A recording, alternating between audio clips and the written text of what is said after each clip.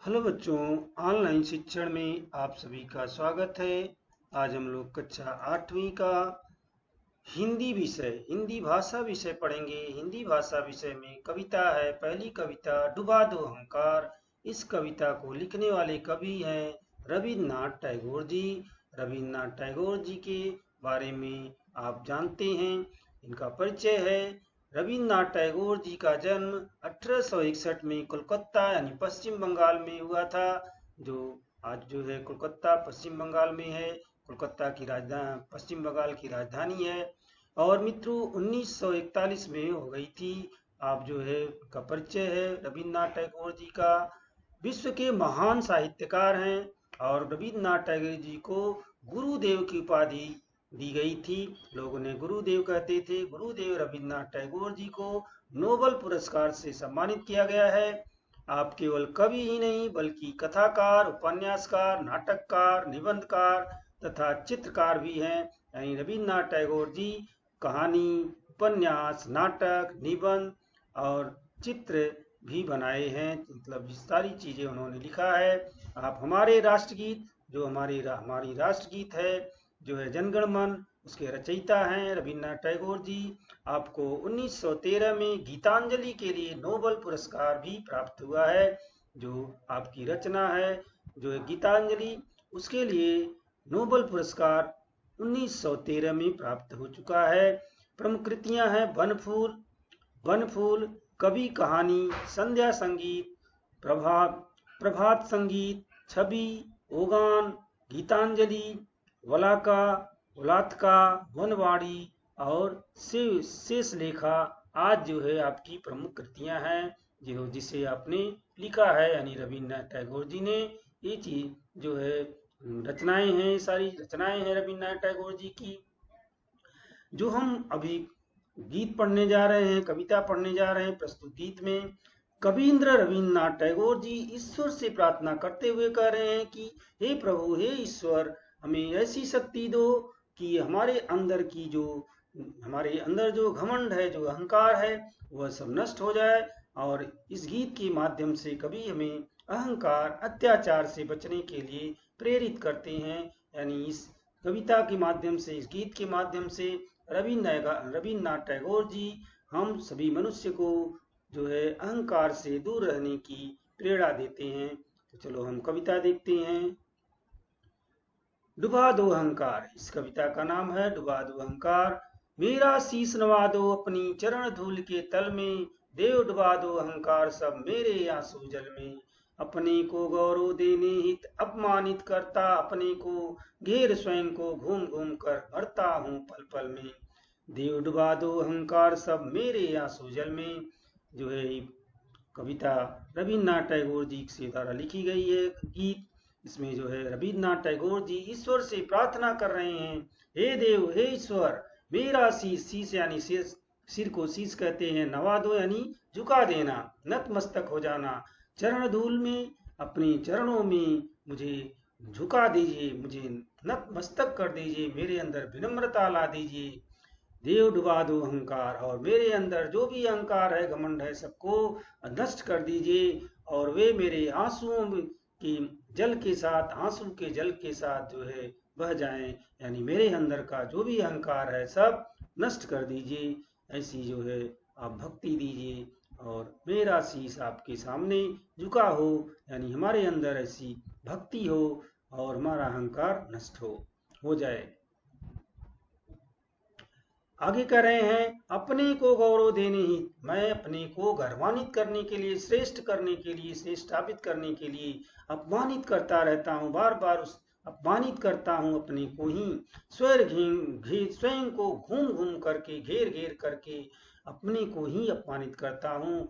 मुझे लगता है कि मैं जो है अपने को गर्वान्वित कर रहा हूँ, लेकिन उल्टा उसकी मैं अपमानित ही होता हूँ और पल पल मरता रहता हूँ। पल पल मैं अपने को मारता हूँ यानी मरता रहता हूँ। तो हे ईश्वर, मेरे अंदर जो अहंकार, ये सब जो है मेरे अहंकार के कारण हो रहा है। तो हे ईश्वर, मेरे अंदर जो भी घमंड है, अहंकार है, उसको नष्ट कर दीजिए, उसे मेरे आंसुओं के जल के साथ बहा दीजिए। यानी मेरे अंदर कुछ भी अहंकार न रहे। आगे कह रहे हैं, अपने कामों में न करूं मैं आत्म प्रचार प्रभु, अपनी ही इच्छा मेरे जीवन में पूर्ण करो। मुझको अपनी चरम शांति दो, प्राणों में वह परम कांति हो। आप खड़े हो मुझे ओट दे, हृदय कमल के दल में, देव डुबा दो अहंकार सब मेरे आंसू जल में। आगे कह रहे हैं, हे प्रभु, मैं अपने कामों का, मैंने ये किया वो किया, कोई प्रचार न करूं, जो है कोई व्याख्या न करूं, मैं आत्म प्रचार न करूं, जो है ऐसी मेरे अंदर शक्ति दो। अपनी ही इच्छा मेरे जीवन में पूर्ण करो। मेरे जीवन में आपकी इच्छा से मेरा जीवन जो है चले। जो भी कार्य करूं मैं आपकी इच्छा से करूं, मैं अपने से कुछ न करूं। ऐसी मुझे शक्ति दो, ऐसी मुझे भक्ति दो। मुझको अपनी चरम शांति दो। हे ईश्वर, अपनी चरम शांति मुझे प्रदान करो। मेरे प्राणों में अपनी कांति, अपना जो यश है आपकी, वह कांति मेरे प्राणों में दे दीजिए। और आप खड़े हो मुझे ओट दे करके, आप मुझे सहारा दे करके खड़े हो जाएं। मुझे जो है आपका सहारा मिल जाए। हृदय कमल के दल में आप विद्यमान हो जाएं। ईश्वर, मेरे हृदय कमल के दल में, हृदय में आप विद्यमान हो जाइए।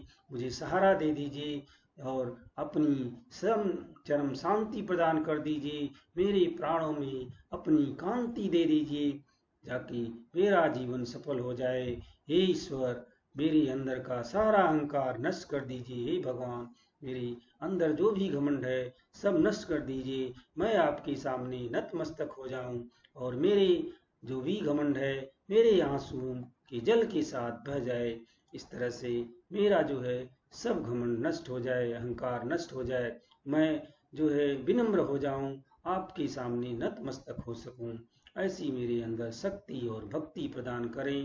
इस तरह से कवि रविंद्रनाथ जी समाज को जागृत करते हुए कहते हैं कि जो है हमें किसी तरह का अहंकार नहीं करना चाहिए। तो आगे देखते हैं, कुछ शब्द हैं कि अर्थ आत्म प्रचार करना, आत्मस्तुति करना, अपना व्याख्यान करना, चरम यानी सर्वोच्च पराकाष्ठा, दल यानी पंखुड़ी, कमल की दल यानी पंखुड़ी जो ऊपर का भाग होता है। कुछ मुहावरे हैं, शीश नवाना, नतमस्तक होना या विनम्र होना, ओट देना, सहारा देना, आड़ देना। इस तरह से है। अभी हम कुछ स्वाध्याय जो दिया गया है उसको कैसे लिखेंगे। पहला है संजाल पूर्ण करो। संजाल में कवि मांगता है, यहाँ पे खाली जगह है, 4 स्थानों पे 4 कोष्टक दिए गए हैं, वहाँ क्या भरेंगे, कवि क्या क्या मांगता है तो हमें लिखना है। कवि जो है ईश्वर से कह रहे हैं शीश नवा दें। पहले तो कह रहे हैं कि हमारा शीश अपने चरणों में नवा दें, झुका दें। फिर कह रहे हैं चरम शांति दे दें, इस तरह से चरम शांति दें। परम कांति भी मांग रहे हैं, परम कांति दें, ओट दें, सहारा दें। इस तरह से हम इसमें अपना भर देंगे तो ये संजाल पूर्ण हो जाएगा। अगला प्रश्न है, ऐसे प्रश्न तैयार करो जिनके उत्तरों में निम्न शब्द हों। कुछ शब्द दिए गए हैं, हृदय कमल, परम कांति, पल पल, जीवन। तो इनका उत्तर ये होना चाहिए। इस तरह का प्रश्न बनाना है। तो कभी ईश्वर को कहाँ खड़े होने के लिए कहता है, इस तरह से प्रश्न बन जाएगा। तो इसका उत्तर हो जाएगा हृदय कमल में। कभी प्राणों में क्या मांगता है, तो प्राणों में परम कांति मांगते हैं कभी। इस तरह से हो जाएगा प्रश्न। कभी कैसे मरता है, कभी पल पल मरता है, इसका उत्तर हो जाएगा। कभी ईश्वर को अपनी इच्छा कहाँ पूर्ण करने को कहता है, तो जीवन में। इस तरह से इसका उत्तर ये आएगा। यहाँ पे प्रश्न तैयार कर सकते हैं। अगला जो है तीसरा प्रश्न, जोड़ियां मिलाओ। यहाँ पे चरम अ दिया गया है, चरम, हृदय कमल, परम, आंसू, ब में है जल, शांति, दल, कांति।